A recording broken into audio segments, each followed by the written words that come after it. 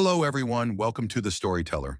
Today, we are going to listen to a story about fate and the choices we make. It's about a messenger of the god of death who tries to change destiny, but learns a valuable lesson in the end. Listen carefully until the end, and I hope you will learn something new from this story. So, let's get started. Fate and Foolishness. One day, the god of death sent a messenger to Earth to bring back the soul of a woman whose time had come. The messenger followed the order and arrived on Earth. But when he saw the situation, he became troubled. The woman had three tiny daughters, triplets. One was still holding on to her mother, another was crying loudly, and the third had cried herself to sleep. The children had no one else. Their father had already died, and they were alone in the world. The messenger felt deep sorrow for them. He could not take their mother away, knowing there was no one to care for them. With a heavy heart, he returned without completing his task. When he stood before the god of death, he said, "I could not take her soul. The children are too young, and they have no one. Can we not allow their mother to stay until they are older?" The ruler frowned and said, "You dare to question fate? You think you know more than the one who controls life and death? You have disobeyed, and for this you will be punished. You will stay on earth until you laugh at your own foolishness 3 times. Only then may you return."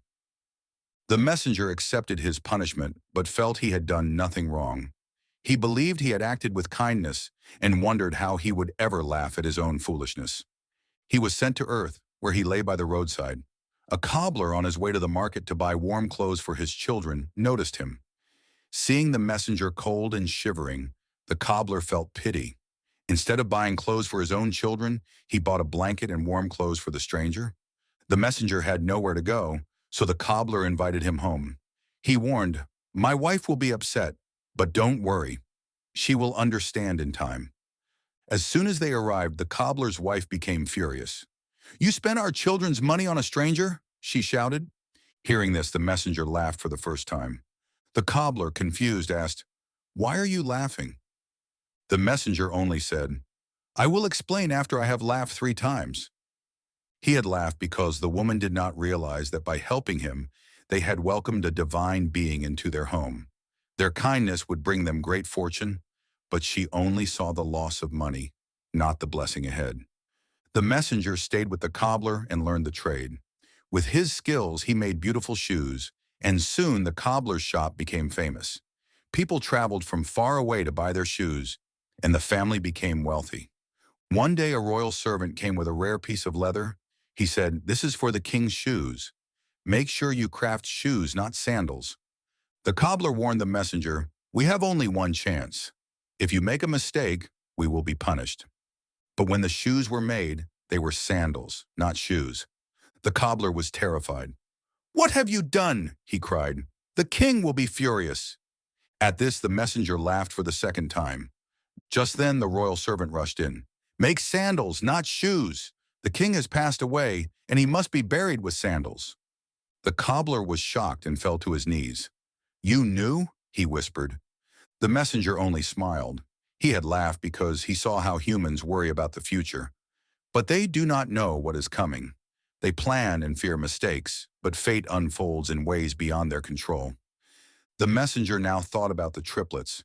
He realized that he too had worried about the future unnecessarily. Life had already made a path for them.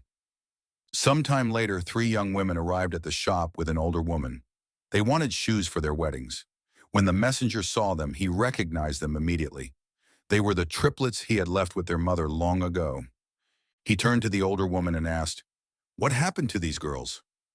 The woman said, "They are not my daughters by birth. I found them as infants next to their mother. She had passed away, and they had no one. I had no children of my own, so I took them in and raised them. They have lived well and are now marrying into noble families." At this, the messenger laughed for the third and final time. He turned to the cobbler and said, "I was wrong. I tried to change what was already written. I thought the triplets would be helpless without their mother, but life had its own plans for them. Fate is far greater than we can understand." With that, the messenger completed his punishment. He had laughed at his own foolishness 3 times, and understood the wisdom behind the ruler's decision. He bid farewell to the cobbler and returned to the heavens, wiser than before. The lesson of the story is that we cannot always understand life's plans. We worry about what will happen, but often things turn out in ways we never expected.